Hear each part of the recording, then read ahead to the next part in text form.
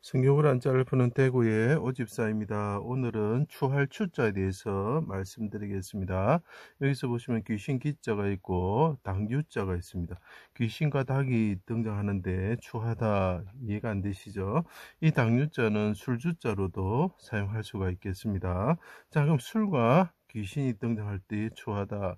자, 이해가 안 되시죠? 제가 하나씩 설명드리겠습니다. 예루살렘에 밭전이 밭이 보이시죠? 자, 이 주인 되시는 분이 밭을 만들었단 말이죠. 근데 그분이 오셨어요.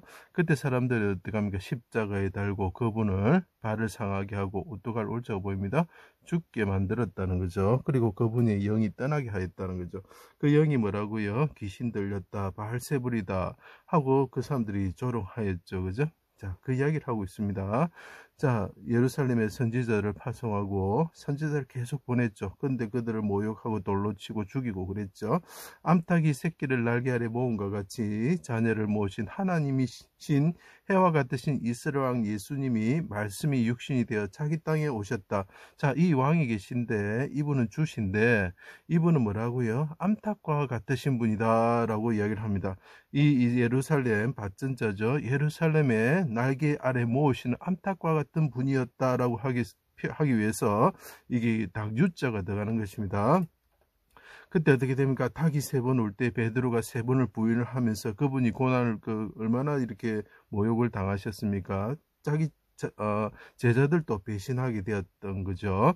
자, 그때 예루살렘 밖에서 더러운 마귀의 귀신에 사로잡힌 의인을 미워하는 악한 대적의 무리들에 의해서 그분이 십자가에 달다. 이제 흑토자가 보이죠. 이 흑과 같은 사람들은 뭐냐면 귀신에 사로잡힌다.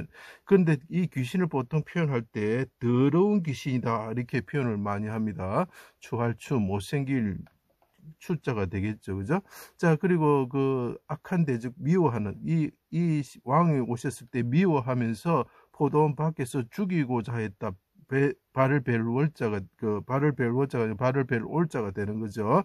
자, 나쁘다, 사이가 나쁘다, 싫어하다, 미워하다, 무리, 군중, 악한 사람 이런 뜻이 들어가게 되는 것입니다. 이 흑과 같은 사람이 귀신 들려가지고 그분을 암탉과 같으신 분을 예루살렘의 그 날개를 모으신 암탉과 같은 이 왕을 피 흘리게 하였다. 피 흘리는 왕이 주가 뭐라고요? 예수님이죠. 그죠?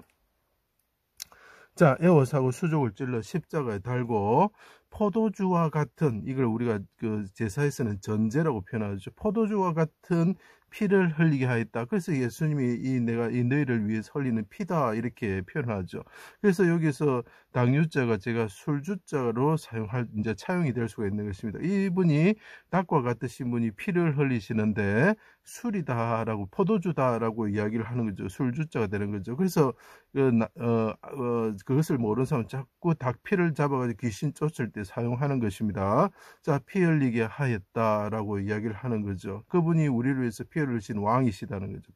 점주자가 제가 피라고 그랬습니다. 성전을 3일 만에 짓는 자여 하나님의 아들 이스라엘 왕이면 내려와서 믿게 하라고 그들이 조롱하였다. 악한 사람이 여기 토할 토자가 들어가면 더 좋겠죠. 토했다는 거죠. 미워하는 말을 두르고 말로 두르고 까닭없이 공격하며 악을 선으로 갚고 미워함으로 사랑을 갚았다라고 표현을 합니다. 미워하다, 나쁘다 이런 뜻이 되겠죠. 그때 어떻게 되면 이분은 십자가에 달리시 이분은 주 앞에서 연한 순과 같고 견주다 같다 이런 거죠. 마른 땅에서 나온 뿌리 같아서 자 같다라는 거죠. 고운 모양도 없고 풍채도 없고 즉 우리가 보기에 흠모할 만한 아름다운 것이 없었다라는 거죠. 자, 이분이 십자가에서 그 포도원에서 죽으실 때에 닭과 같으신 분이 오셨는데 사람들이 포도원 밖에서 죽게 하고 영혼이 떠나게 하실 때에 그분은 고운 모양도 없었고 풍채도 없었고 아름다운 것도 없었다. 자기들의 생각은 왕이 아니라고 그 사람을 거부하고 그 포도원의 농부들이 포도원 밖에서 죽였다라는 거죠. 자, 해가 빛을 잃고 어둠이 숨는 것으로 삼을 때에 구름이 빽빽한 구름이 있을 때에 삼을 때에 반석 대신 하나님께 나의 하나님 어찌하여 나를 버리셨습니까? 그분이 크게 소리치시고 얼굴을 숨기지 마십시오. 반석이 베드로죠. 닭이 세 세 번 울 때 나를 버리고 갔습니다. 아버지, 당신은 암탉과 같이 당신의 날개 그늘 아래 나를 숨겨주십시오. 당신도 나를 떠나시려고 하십니까? 라고 이렇게 이야기를 하는 거죠. 멀리하지 마시고 속히 나를 도와주십시오 하고 보혈을 흘리시는 거죠.